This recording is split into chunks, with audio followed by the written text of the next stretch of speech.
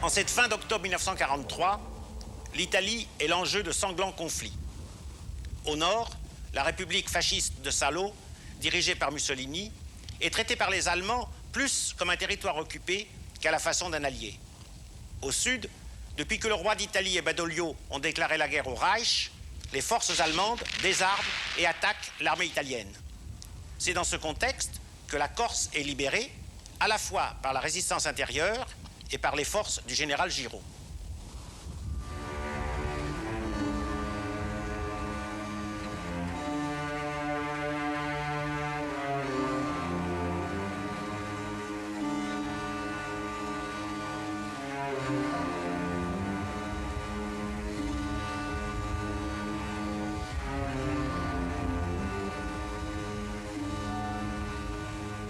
Pour commenter les actualités allemandes et britanniques, qui toutes deux nous montrent les événements de Corse, nous sommes avec Ange Rovert, qui est corse, spécialiste d'histoire de la Corse, communiste, mais pas historien communiste.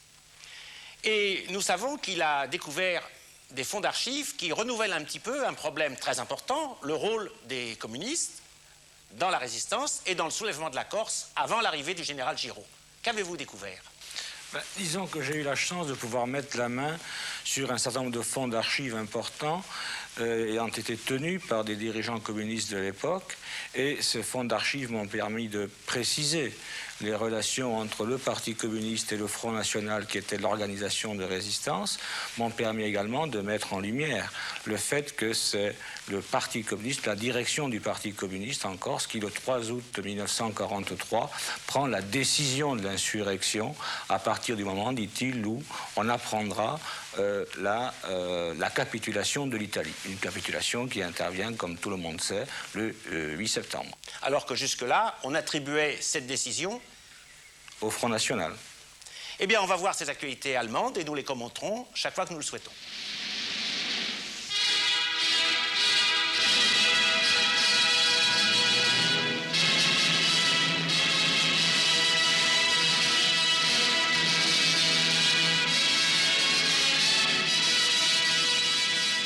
Professor Sauerbruch hält Kolleg. Der Führer verlieh dem großen deutschen Arzt, der auf vielen Gebieten der Medizin bahnbrechend gewirkt hat, das Ritterkreuz zum Kriegsverdienstkreuz mit Schwertern.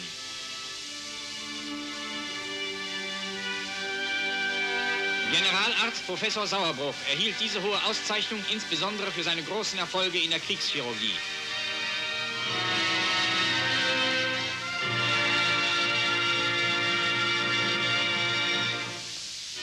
Schichtwechsel auf einer deutschen Zeche unter den Kumpels Fritz Heitsch.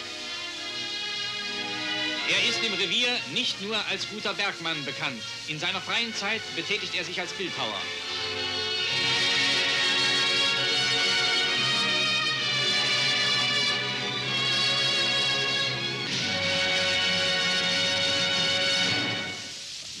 In einer Führerinnenschule des Arbeitsdienstes für die weibliche Jugend. Hier werden Sonderführerinnen ausgebildet.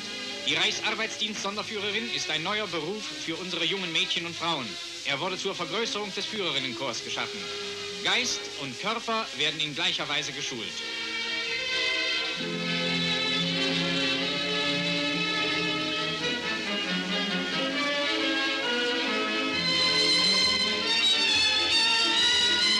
Besonderer Wert wird auf die praktische Seite der Ausbildung gelegt.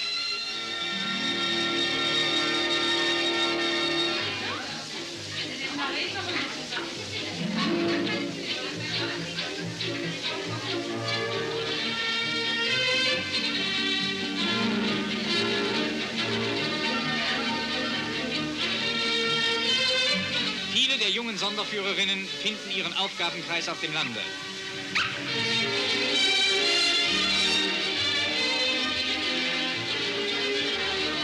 Bei der Ernte von Tomaten und Äpfeln.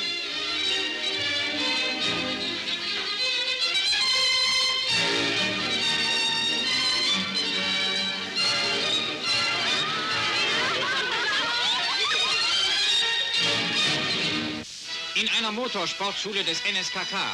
Hitlerjugend wird im Rahmen der vormilitärischen Ausbildung mit der Sturmboottechnik vertraut gemacht. Unterricht am Motor.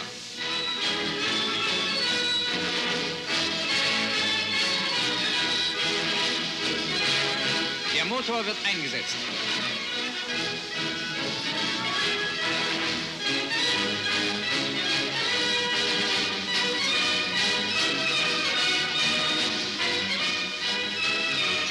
Klar zur ersten Fahrt.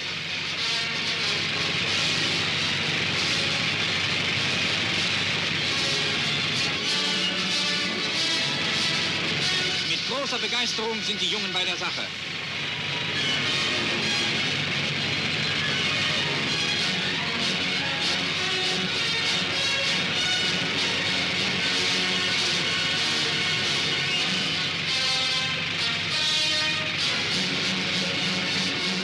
Achtung, jetzt wird gelandet.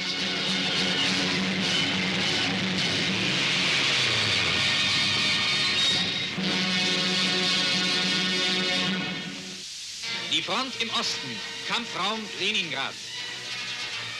Männer einer Luftwaffenfelddivision vor einem Stoßtrupp-Unternehmen.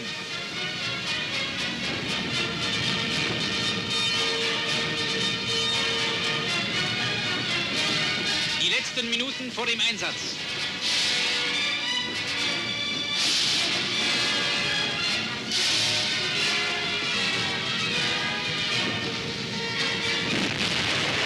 Die eigene Artillerie unterstützt das Unternehmen durch einen Feuerüberfall.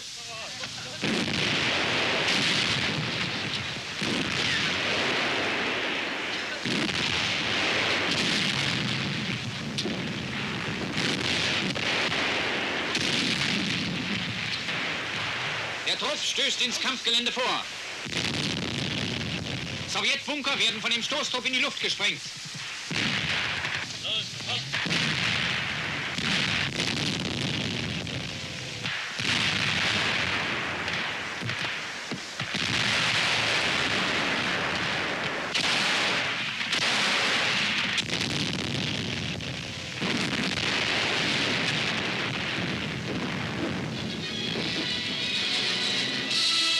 Auszeichnung der erfolgreichen Stoßtruppkämpfer.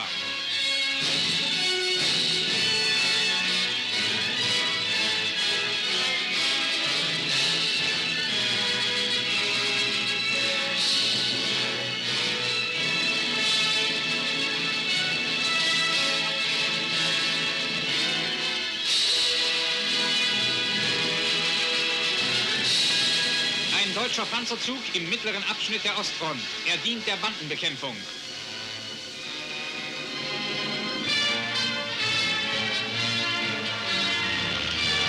Dieser Panzerspähwagen wird auf Schienen gesetzt. Er fährt dem Panzerzug voraus in das von Banden verseuchte Gebiet.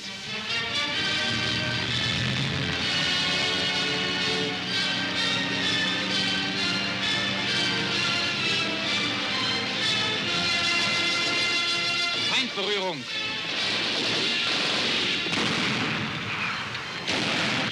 Punktmeldung an den Panzerzug. Der Panzerzug stößt nach.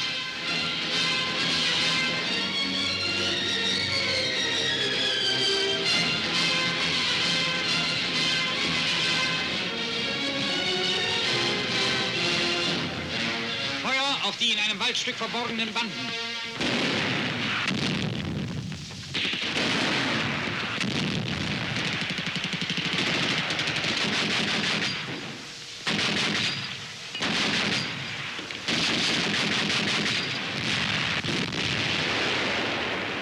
Unter dem Schutz der Artillerie gehen Grenadiere aus dem Panzerzug zum Sturm vor.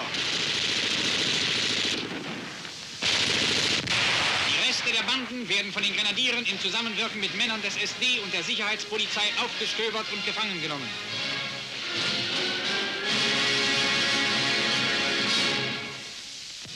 Am südlichen und mittleren Abschnitt der Ostfront. An der Küste des Asowschen Meeres werden Geschütze aller Kaliber als Sicherungen gegen feindliche Landungen eingebaut.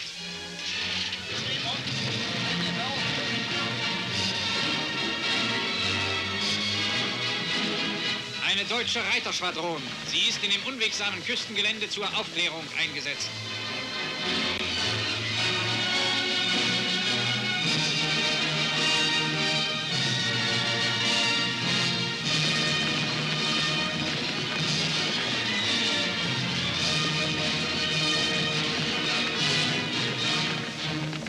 Im Vorfeld der neuen Hauptkampflinie im mittleren Frontabschnitt. Unsere Artillerie streut das Gelände ab.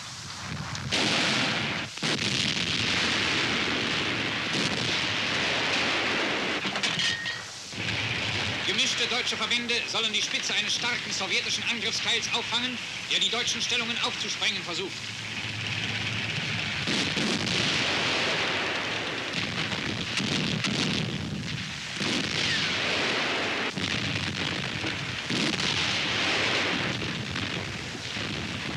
Unsere Grenadiere und Panzer greifen im Gegenstoß die feindliche Angriffsspitze an und vernichten sie in erbittertem Gefecht.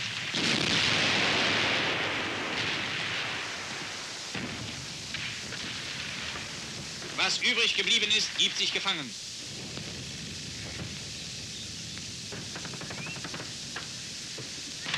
Sowjetpanzer, die nachdringende Masse des Feindes, der immer neue Divisionen schonungslos in die Schlacht wirft, wird von Artillerie zerschlagen.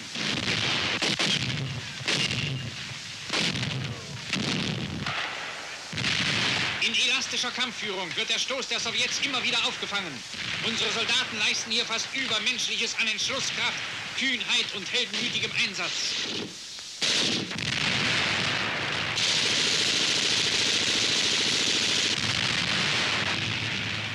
Kampf Panzer gegen Panzer.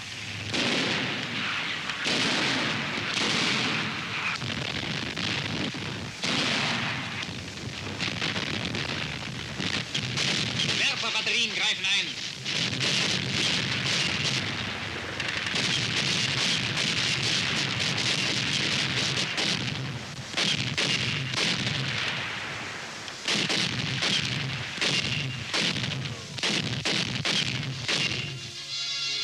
Höhepunkt im Leben der Truppe. Ein besonders bewährter Kamerad, Unteroffizier Goldberg, wird mit dem Ritterkreuz ausgezeichnet. Er hat mit seiner leichten Feldhaubitze an einem Tage 12 Panzer abgeschossen. Bei einem Stuka-Geschwader im Osten.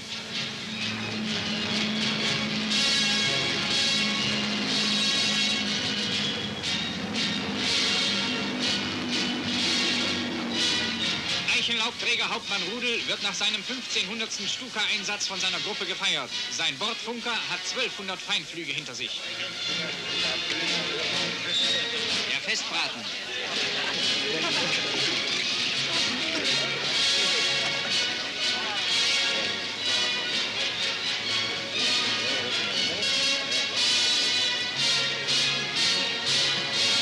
Der Glückwunsch des Generals.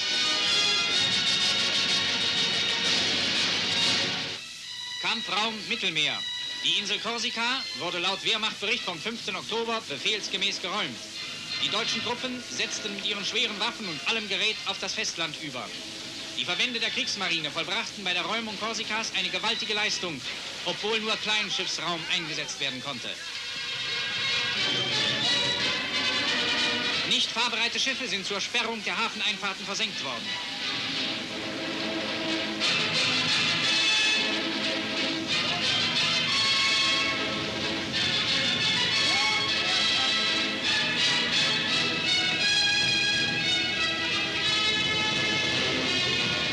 Erst nach der Abfahrt der letzten deutschen Verbände wagen die Badoljo-Truppen, den von unseren Einheiten bereits verlassenen Hafen zu beschießen.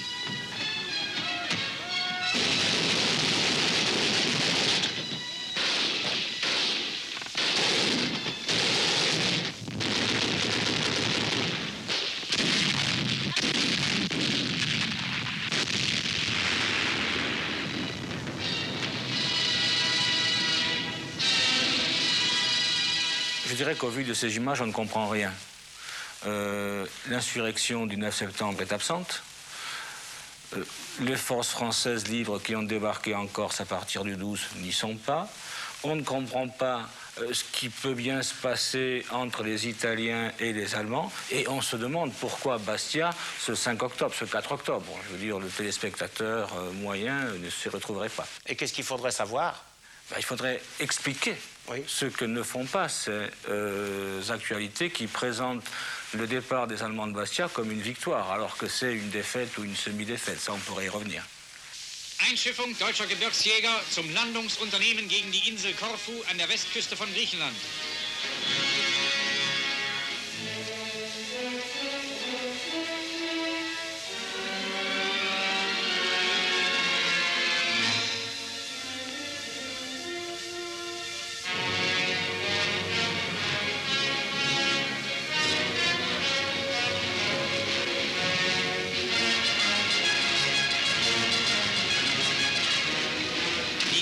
von Korfu sind erreicht. Abwehrfeuer der feindlichen Artillerie.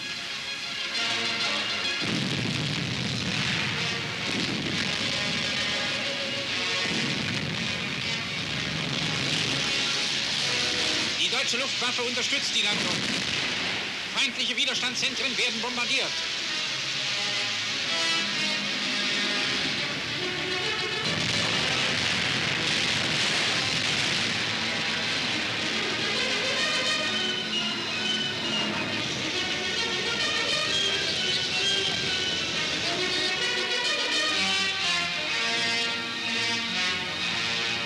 Nach kurzem Kampf wird die Insel von unseren Truppen besetzt.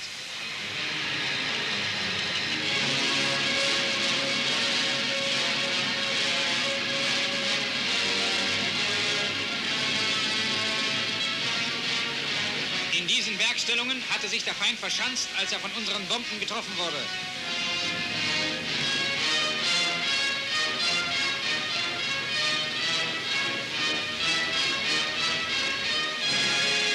Die Zitadelle von Korfu zeigt die weiße Fahne.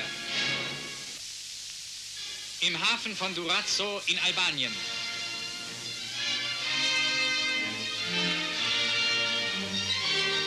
Generalfeldmarschall von Weix mit seinem Stabe.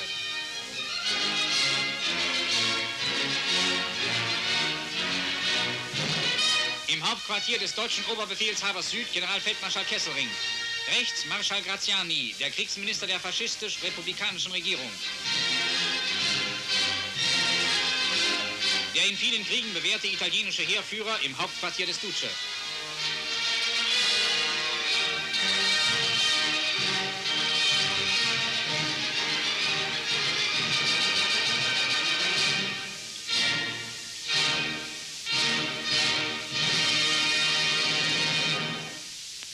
Unter Führung von Marschall Graziani ziehen italienische Offiziere aller Waffengattungen, von einer großen Volksmenge begleitet, in einem eindrucksvollen Schweigemarsch durch die Straßen Roms. Neben Marschall Graziani der deutsche Stadtkommandant von Rom, General Stahel. Rechts von Graziani General Ricci, der Befehlshaber der faschistischen Miliz. Der Marsch führt zum Nationaldenkmal. Vor dem Grabmal des unbekannten Soldaten erneuern die italienischen Offiziere das Gelöbnis zum Kampf für das republikanisch-faschistische Italien des Duce.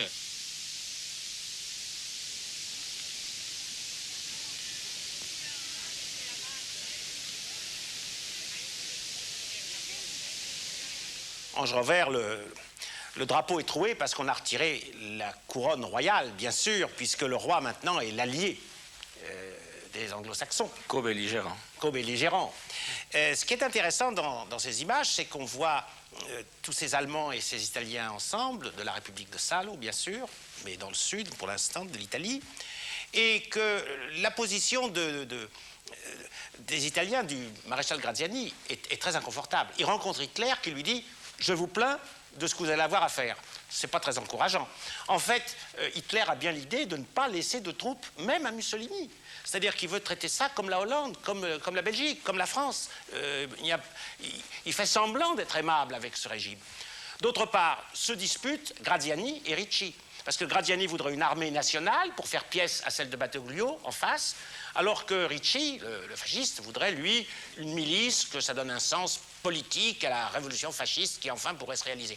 Tout ça préfigure mal la suite des événements, c'est-à-dire que, pour eux, c'est-à-dire que Graziani ne pourra rien faire avec les quelques soldats qu'il aura à sa disposition. Ils s'évaderont des trains le plus souvent. Libérés d'Allemagne, ils s'évaderont aussi. Bref, c'est la décomposition.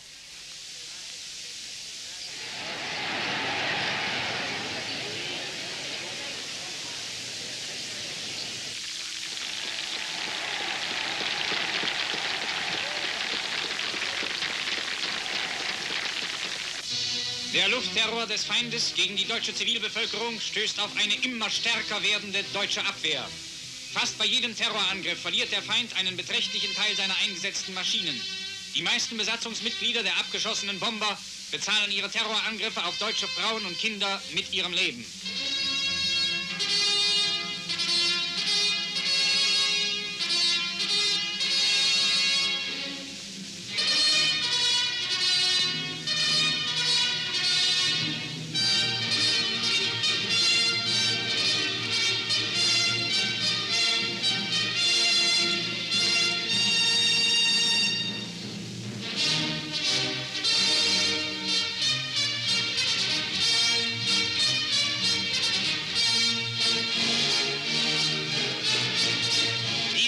genannten fliegenden Festungen sind zu fliegenden Särgen geworden.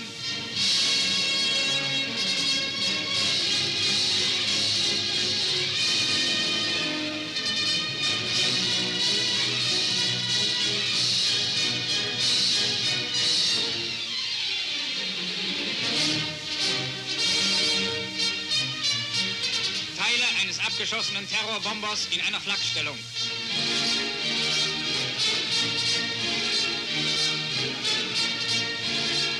Dummdreiste Inschriften auf den Maschinen bezeugen, dass der Feind sich die Sache anders vorgestellt hatte. Die Reste der abgeschossenen Flugzeuge werden zusammengetragen und als Schrott ausgewertet.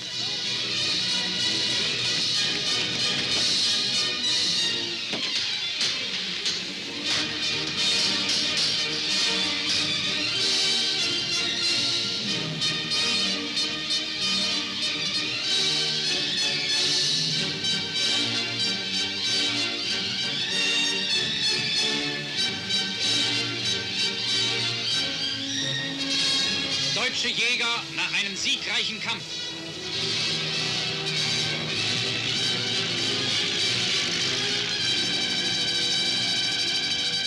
Das sind die Helden, die sich den feindlichen Terrorgeschwadern immer wieder entgegenwerfen.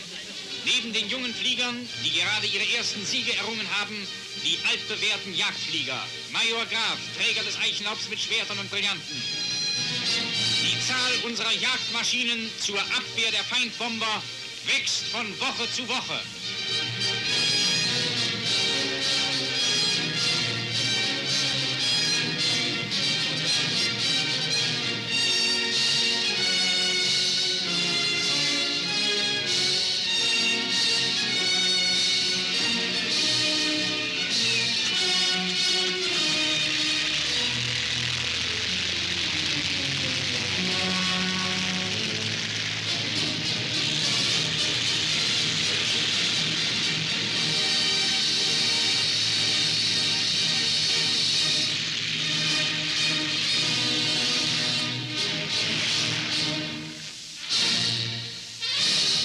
Ange Rovère, au vu de ces actualités, j'ai deux questions à vous poser.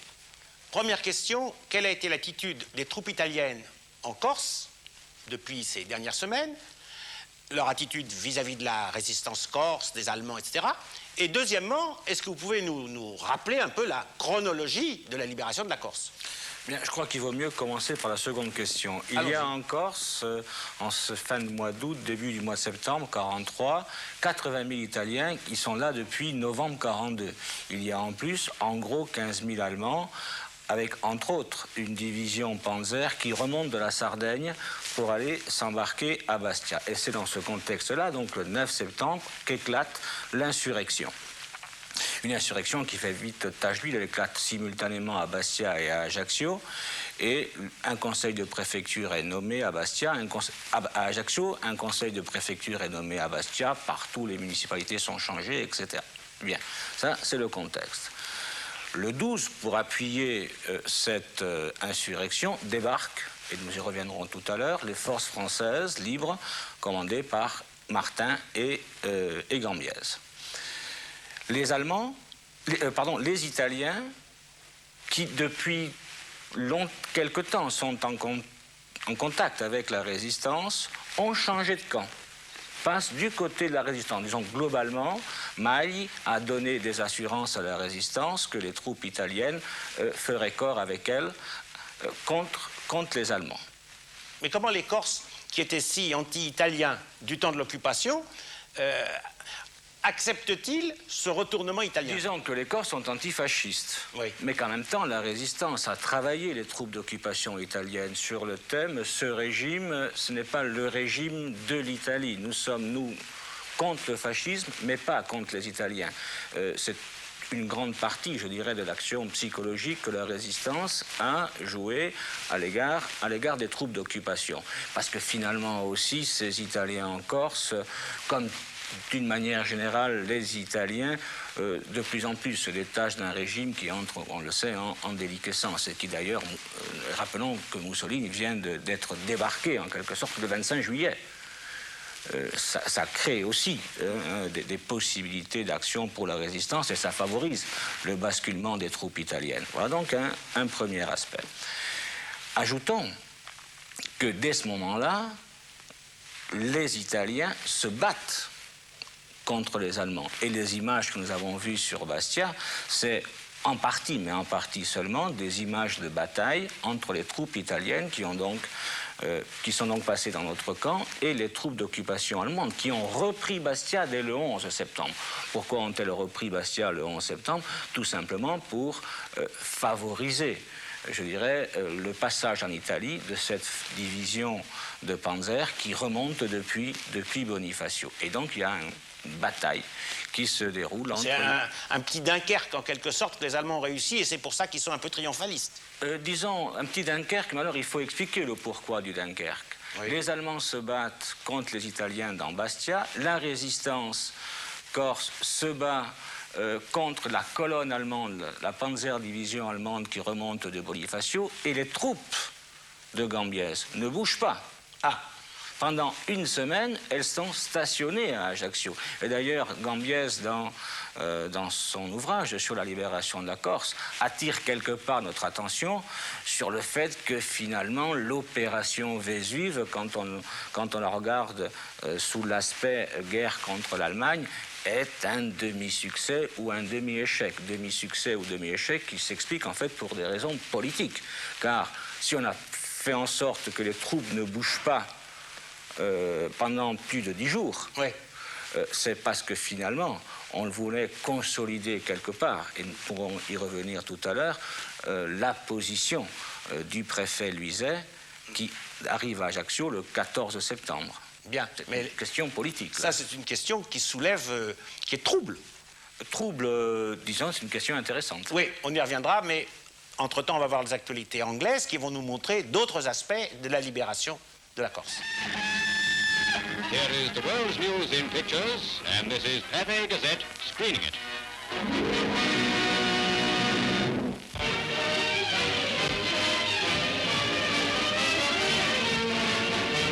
Brazil's 121st birthday. President Vargas is the central figure at a great display in Rio de Janeiro. Her army nears 1 million men. The old and the new are on parade. Outdated cadet uniforms will soon yield to the dress of the modern soldier. It has been officially announced that Brazilian troops are ready for duty overseas.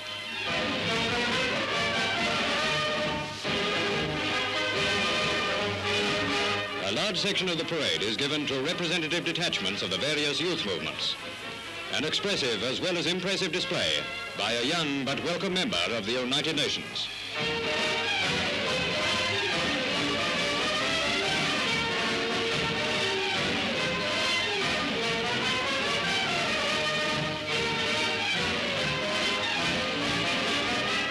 Significant today is this outward and visible sign of Brazil's independence when so much independence has been lost.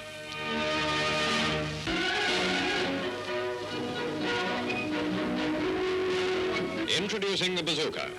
President Roosevelt watches a demonstration of America's anti-tank rocket gun. It has already proved its powers in battle. From Tunisia to Italy, Nazi tanks have been wrecked by the weapon, now off the secret list. Fired from the shoulder, the bazooka makes little noise except for the swoosh of its rocket gases. Then it really lets go.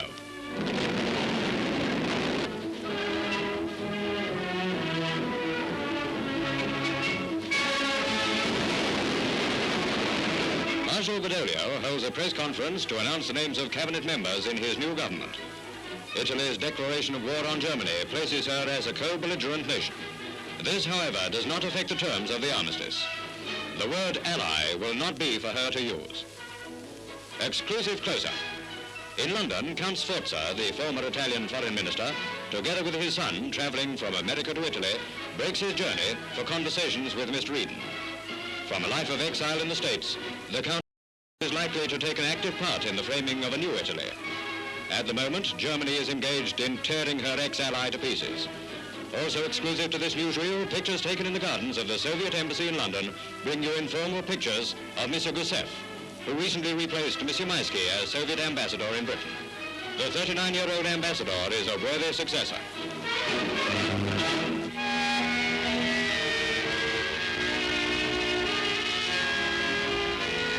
Germany makes Italy her chosen battleground.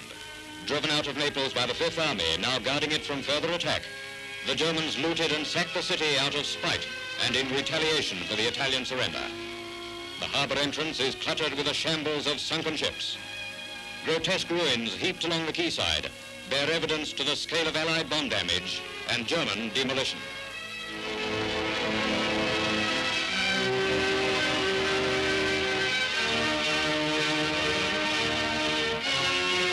Those heroic little ocean char ladies, the minesweepers, get a cheer as they clear passages safe for our incoming ships. Throughout Naples, fires are glowing where German demolition squads have carried out systematic destruction. A big building in the Via Roma, the main street in Naples, where delayed action incendiary bombs have been planted. With characteristic delight in diabolic savagery, they sow the seeds of fire, pestilence, and famine. Cut water mains make firefighting almost impossible. A destroyed sewerage system threatens disease. Shops are empty, and there's a water famine. General Clark carried out an inquiry into the situation and laid plans for immediate assistance. His method of travel is by a Piper aircraft, a sort of army air taxi which spurns the use of aerodromes. General Clark's Piper makes use of the main boulevard on the seafront as a runway.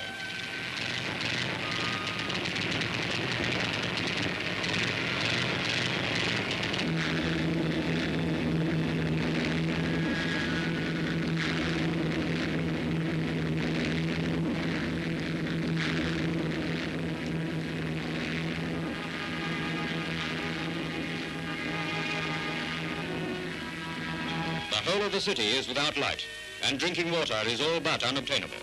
Neapolitans struggle and fight to obtain a meager drop. The thirsty mobs rush a single tap with bottles, jugs, and washtubs. Trying to check a wholesale disaster, British troops are called in to assist fair distribution. An aqueduct which fed the city has been broken for 7 weeks.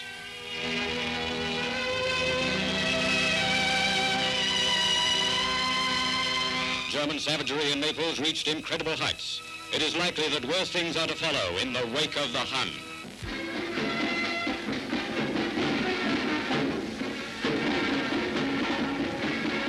Special parade of over 2,000 ATs to mark the 5th anniversary of the formation of the service. Behind their own band march representatives from every army command in the United Kingdom.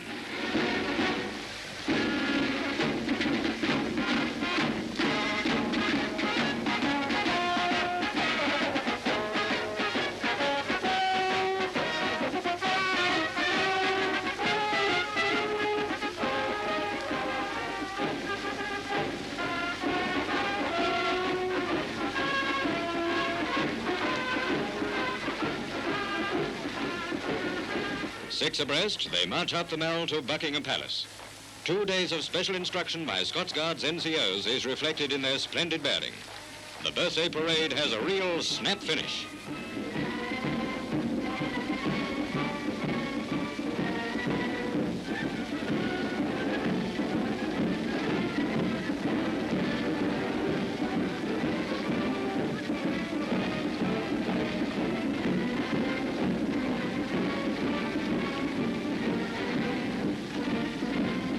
Buckingham Palace, the Queen, as Commander-in-Chief, takes the salute.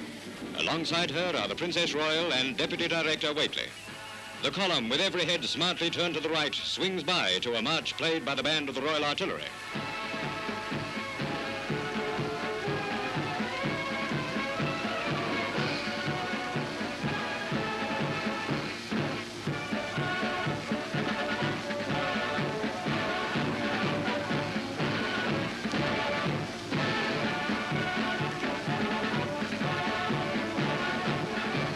It's the biggest ATS parade ever held.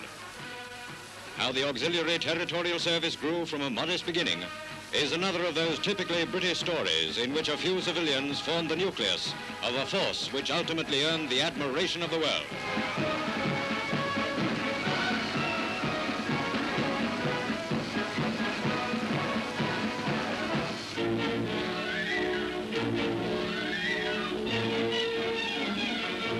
Co-belligerent Italy takes a hand in ridding the country of Kesselring's killers.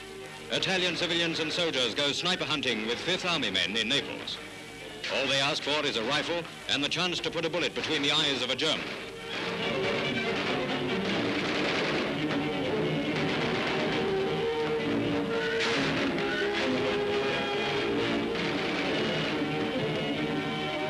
the palace, crowds gather to express delight at the end of the Axis partnership and to cheer the announcement that Naples has been taken over by the Allies. The balcony scene from an Italian drama.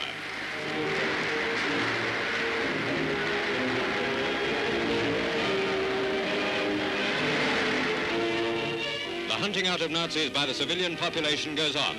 Among them, a Gestapo agent. A carabiniere guards the prisoner, one of Hitler's secret police, whom I regret to say escaped lynching.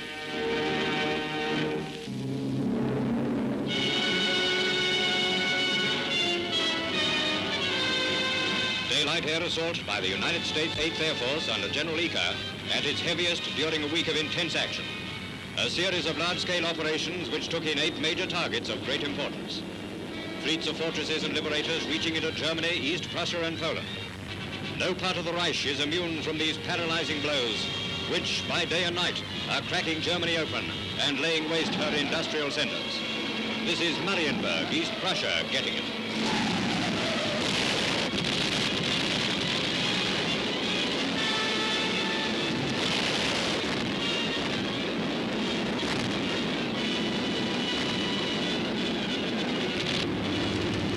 Home of the FW-190s is totally destroyed. The week of siege has Münster on the list. Fortresses hitting rail and water communications. The Thunderbolt escort hung tight to the bombers and went into the attack too.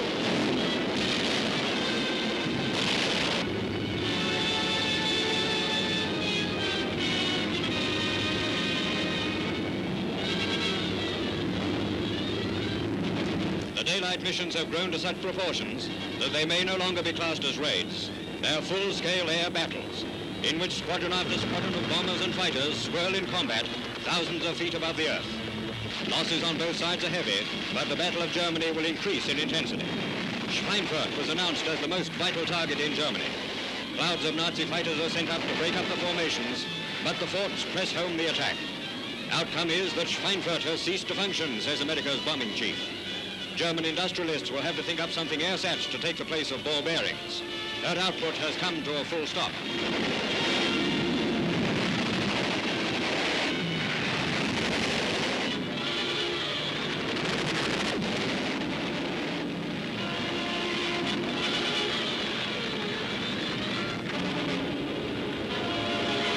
$149 bombers and 7 fighters lost in a week of unleashed hell. That's the debit side. But American gunners claimed 439 interceptors, and their bombardiers have established a heavy credit.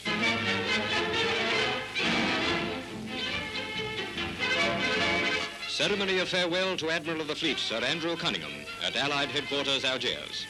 General Eisenhower arranged it personally. Guards of honor were drawn up outside the building.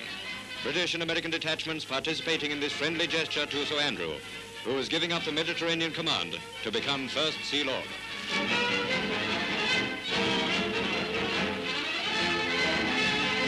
There was a typical Eisenhower ring about this kindly thought, which came as a complete surprise.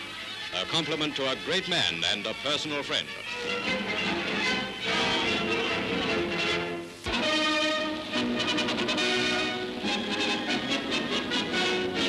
Corsicans turn out in force to welcome General de Gaulle.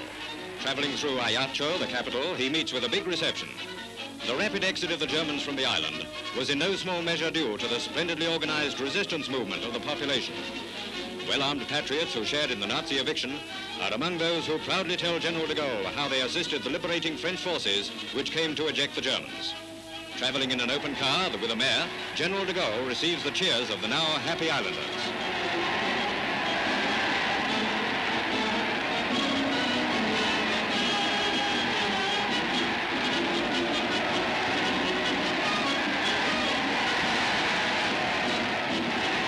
Wreaths are laid at the War Memorial and at the foot of the monument to the Emperor Napoleon, who was born here.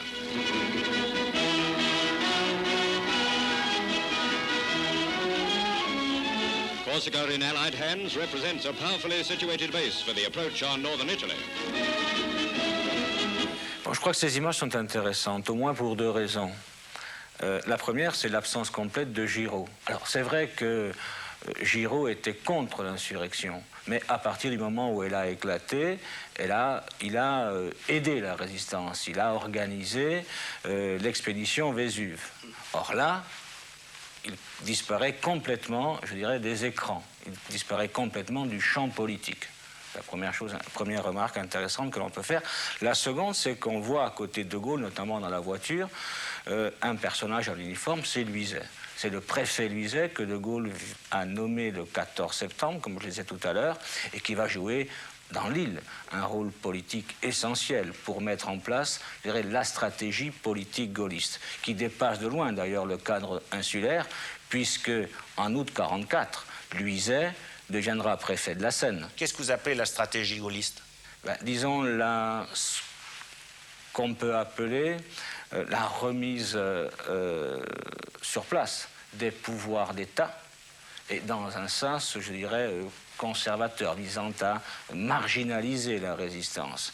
Et, comme je disais tout à l'heure, Luizet, en août 1944, devient préfet de la Seine. Ça veut dire qu'il va avoir la possibilité d'aider De Gaulle au plan national, sur une stratégie qu'il a expérimentée pendant 9 mois sur le territoire corse, premier territoire français libéré. Oui. Alors, effectivement, sur le premier point, je voudrais ajouter un détail, c'est que De Gaulle n'avait pas été mis au courant de l'opération Giraud.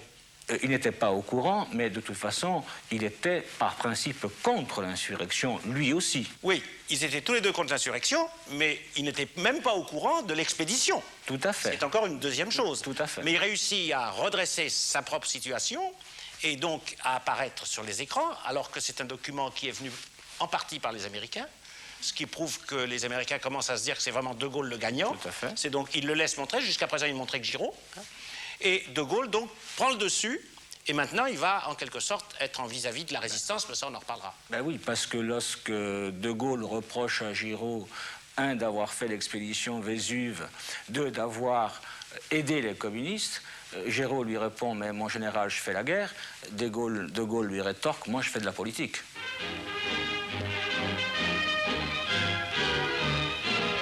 The Bambino's Bean Feast, this humanitarian act of feeding little Italians, grew out of the first few confused days of settling in at an RAF station.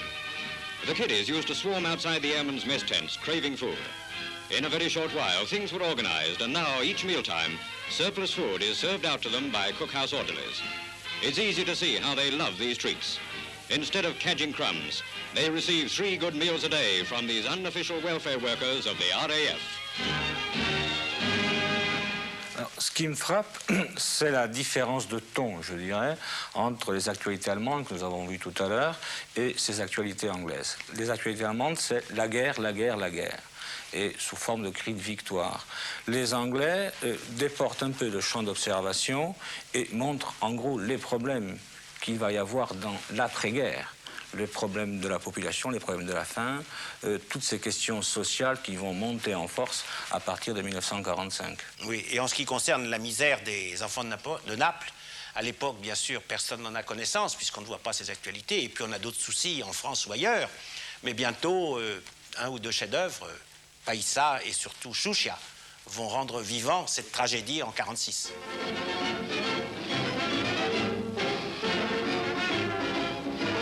Once upon a time, it was hotel labels on cabin trunks which told the tale of travel. Nowadays, the uniformed tourist keeps tabs on his traveling this way. They don't mean to forget the names which won't be found in future holiday manuals, but the history books.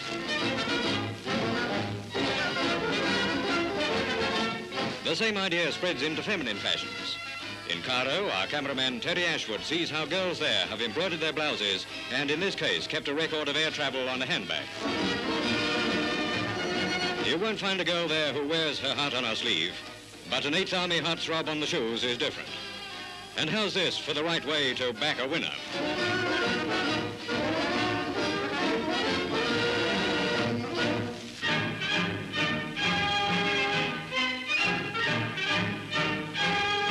Every bridge spanning the Volturno River was wrecked by the retreating Germans in an effort to stave off the Allied advance.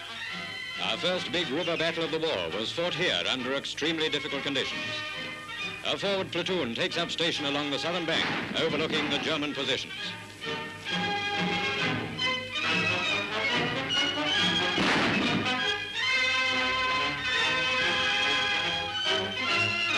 The initial crossing of the river was made under cover of darkness. Infantry assault boats, such as you see here, fought it out in midstream with German troops, flung against them in counterattack. Tanks hull down on the south bank give covering fire.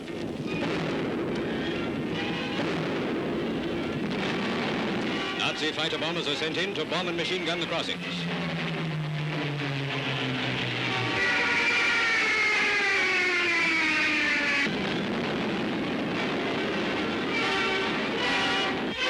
British and American engineers set about the task of spanning the river. With a bridgehead established, they strain every nerve to maintain the flow of supplies. Apart from the Volturno, a network of canals formed natural tank obstacles. Here goes a heavily laden duck plunging into the water to head down the canal and make a landing at the river mouth.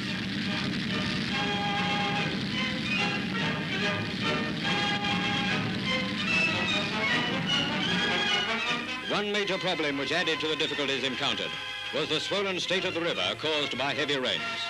Across this floodwater, they built their pontoon bridges.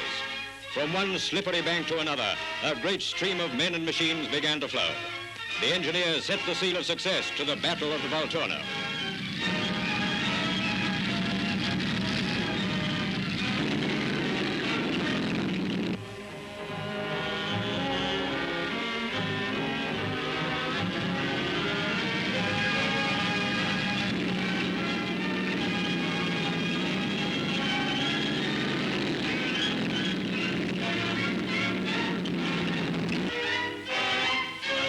Across that swollen river come the supporting infantry and supplies.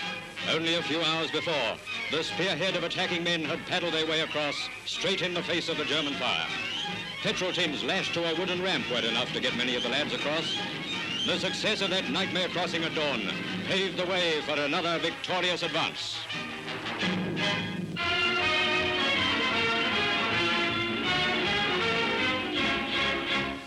Ange Rovère, si je reprends un peu tout ce que vous avez dit jusqu'à présent, il y a une question qui me brûle les lèvres. Le Parti communiste a vraiment vécu un état de grâce en Corse à cette date, parce qu'enfin, il y avait peu de communistes dans ce pays. Néanmoins, c'est eux qui donnent l'ordre de l'insurrection et l'ordre est suivi. L'insurrection et la libération ont lieu, Giraud n'arrive qu'après, et il aide bien sûr, mais les communistes raflent les 2/3, 240 municipalités sur je ne sais pas combien, sur 360, c'est pas mal. Comment vous expliquez tout ça? Disons que les partis traditionnels se sont effondrés. Et les communistes, dès 1940, ont été les plus durs opposants à Vichy. Ils ont aussi organisé la résistance à Vichy et puis surtout la résistance contre les Italiens. Tant et si bien que le Front National a une position hégémonique. Il n'y a en Corse pratiquement qu'une seule organisation de résistance. Et, comme l'a dit Strello dira, c'est le Front National. Bon, ils ont donné de l'ordre d'insurrection. La libération, c'est un peu leur enfant. Et tout naturellement, à partir du moment où les élections vont avoir lieu, ils vont tirer le bénéfice de cette action. Mais au nom du parti ou au nom du Front National?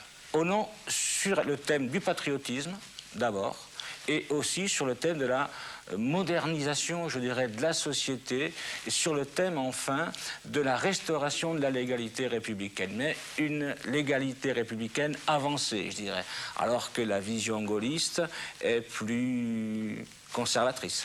Mais alors, là, c'est le communiste qui parle ou l'historien? Non, l'historien. L'historien. Alors, je vous pose la question, comment ont-ils pu avoir tant de municipalités, je repose ma question, dans un cadre républicain rénové? En s'appuyant sur le Front National, sur l'esprit qu'avait fait passer le Front National et sur la... Alors, le Front National a servi un peu de cache-sexe au parti? Non, de mouvement de masse, oui. Qui a porté en avant, je dirais, comme force de rassemblement, les problèmes nouveaux qui surgissaient à la libération. Et alors ensuite, qu'est-ce qui va se passer? Le parti va enfin dire c'est nous le Front National ou non? Alors ensuite, il y aura débat. Oui. Ensuite, il y aura débat au sein du parti, entre le parti et le Front National, qui mettre en avant le parti ou le Front National. Disons que dans une première période, c'est le Front National qui est mis en avant. Dans une seconde période, c'est ce que j'appelle la rectification de 44. C'est le parti qui essaye de se mettre en avant. Et dans ce sens-là, septembre 44... En France, cette rectification nationalement interviendra en janvier 1945. Il y a une antériorité de la démarche insulaire par rapport à la démarche nationale, mais c'est normal, parce qu'ici, dans l'île, les problèmes se sont posés plus tôt que sur le continent. Et ça, alors, c'est la guerre ou c'est de la politique? Ben, c'est les deux. C'est les deux.